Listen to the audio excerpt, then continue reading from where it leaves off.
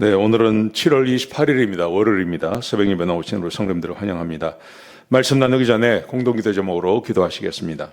배옥진 집사의 뇌졸중을 치료해 주십시오. 언어가 회복되고 오른쪽 팔다리에 힘이 생겨나도록 해 주십시오. 권하자 집사가 다시 걷도록 해 주십시오. 이승학 성도의 뇌종양 치료가 잘 되게 해 주십시오. 권현민 형제가 신장 이식 수술 후 회복이 잘 되게 해 주십시오. 김에브라임 형제가 신장 이식 수술 후 회복이 잘 되게 해 주십시오. 김시희 집사가 걷도록 해 주십시오. 대비박 형제의 건강을 회복시켜 주십시오. 노승호 집사의 항암 치료 후 건강을 회복시켜 주십시오. 함지호 장로가 항암 치료를 잘 이겨내도록 해 주십시오. 예수님의 이름으로 기도합니다. 아멘. 오늘 본문의 말씀은 에스겔 8장 1절에서 18절까지 말씀입니다.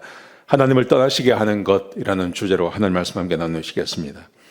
하나님께서 떠나시는 것, 여러분 하나님이 떠나신다고 생각하십니까? 하나님이 떠나십니다. 실제로 하나님께서 함께 하시겠다고 약속해 주셨지만 하나님께서 떠나시는 사건이 참 많았습니다. 성막도 떠나시고 사람도 떠나시고 하나님께서 얼마든지 그렇게 하실 수 있는 그 주권이 계시죠. 근데 하나님께서 언제 떠나시는지를 생각해 보셔야 됩니다. 하나님이 언제 떠나실까요? 오늘 본문에 보시면 그 에스겔의 자기의 개인의 그 경험을 이야기합니다. 근데 아주 이 귀한 경험입니다. 1절에 보시면 6년째 되는 날이라고 말합니다. 6년째라는 것은 우리 1장에 보시면 하나님께서 에스겔을 30세에 부르시죠. 그리고 6년째가 되었다는 것은 선지자 노릇을 한 지 6년째 되는 날이었다는 것입니다. 그때 자기가 집에 있었고 유다의 장로들도 함께 집에 있었습니다. 근데 하나님의 권능이 그에게 임했다고 이야기합니다. 그리고 그 권능이 불같은 형상을 가졌는데 자기를 예루살렘으로 데려갔습니다. 환상 가운데 갑자기 하나님께서 임재하셔서 그를 예루살렘으로 데려가셨습니다. 예루살렘에 데려가셔서 그동안 예루살렘에서 어떤 일이 있었는지를 하나님께서 보여주시는 것입니다. 그리고 하나님께서 왜 예루살렘을 떠나시고 버리시게 되었는지에 대해서 설명을 하시는 것입니다. 자, 이렇게 말씀하십니다. 2절 3절에 보시면 하나님께서 그를 데리시고 예루살렘으로 데려가셨는데 안뜰 예루살렘 성전 안뜰의 북쪽을 보여주었습니다. 거기는 하나님의 영광이 있던 곳이었습니다. 하나님께서 그곳에 계셨던 곳입니다. 근데 거기 이렇게 되어 있습니다. 우상이 세워져 있다고 말합니다. 하나님이 계신 자리에 우상을 세워놓고 우상이 그곳에 있었습니다. 하나님께서 왜 예루살렘을 버리셨는가? 이스라엘 백성들이 더 이상 하나님을 섬기지 않습니다. 성전에 찾아올 때 하나님을 만나는 그 마음으로 찾아오지 않습니다. 그리고 우상을 섬겼다고 합니다. 그러자 하나님께서 그들을 떠나신 것입니다. 그 다음 말씀에 보시면요, 이런 말씀이 있습니다. 눈을 들어 북쪽을 보라 그랬습니다. 그래서 북쪽을 보니까 거기에 우상이 서 있었습니다. 그 한 곳에만 있었던 것이 아니라 성전 안 곳곳에 그 우상이 있었다는 말씀입니다. 6절에 보시면요, 이렇게 되어 있습니다. 이스라엘 족속이 행하는 것을 보라.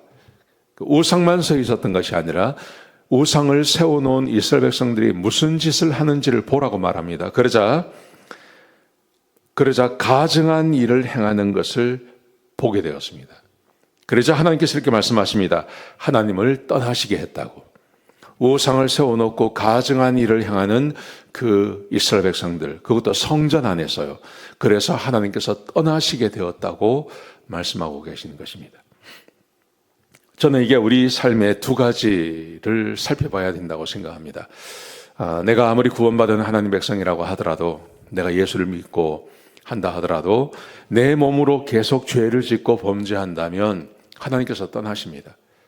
내가 계속 죄를 짓고 범죄하면 하나님께서 떠나시죠. 하나님께서 떠나십니다.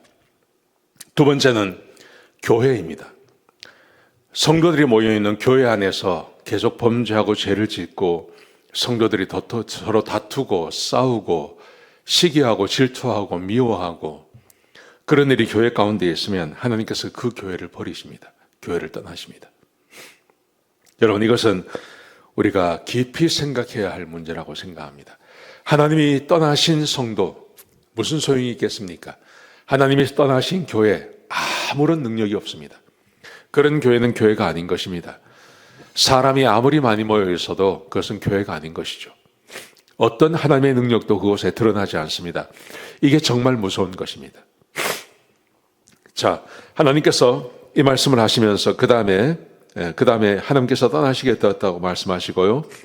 그 다음에 7절에 보시면 뜰 문에 도착을 했습니다. 그랬더니 담에 구멍을 하나 내고 그리고 그 담을 헐라고 말씀하십니다. 담을 헐었습니다. 그랬더니 한 문이 나왔습니다. 그 문으로 들어가라고 이야기합니다. 그래서 에스겔이 그 문을 해서 들어가서 보았더니 백성이 행하는 가증한 일을 보여주셨습니다. 백성들이 무슨 일을 행하냐 하면요, 곤충과 짐승과 우상을 벽에 그립니다. 우상을 성전의 마당에 세워놓는 것으로 부족했던 거죠.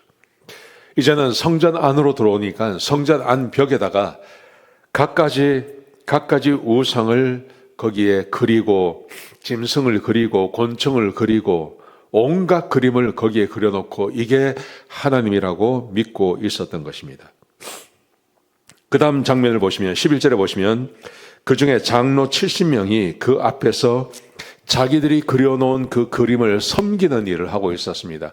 곤충과 짐승과 우상을 섬기는 일을 하고 있다는 거죠.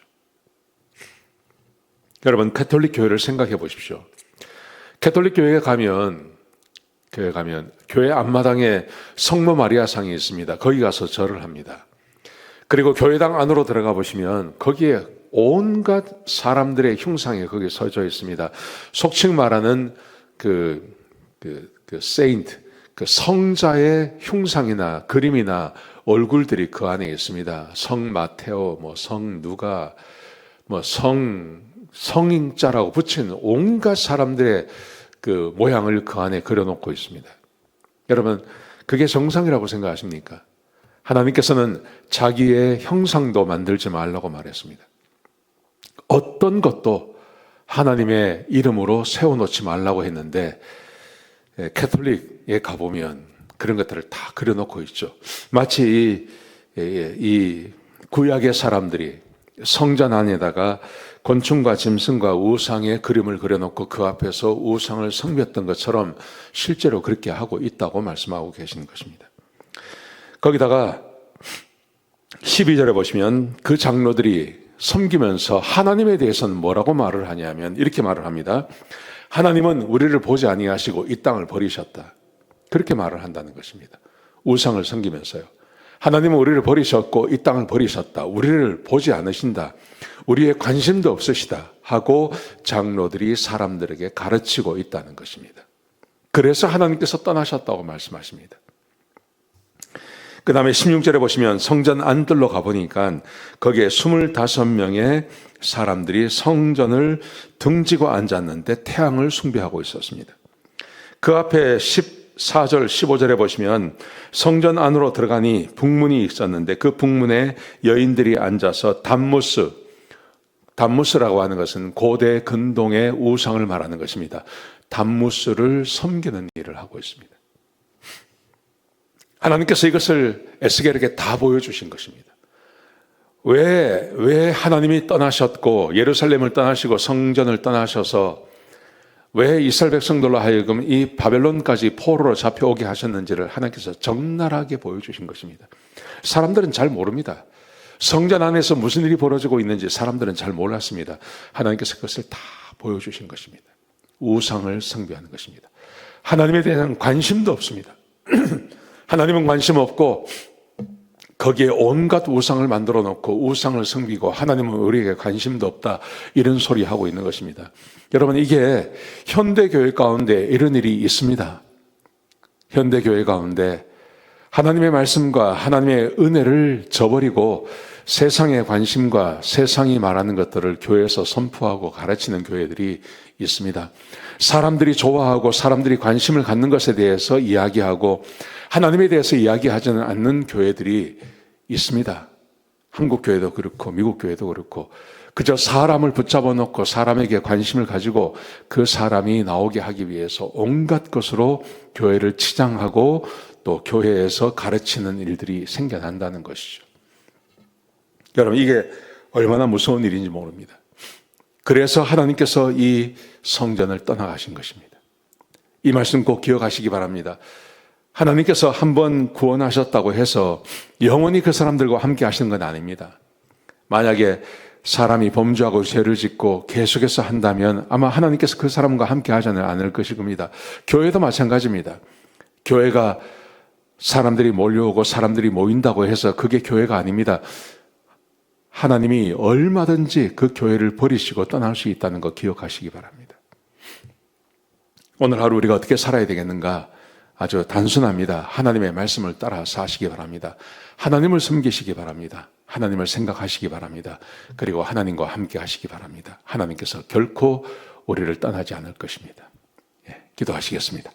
하나님, 귀한 말씀 주셔서 감사합니다.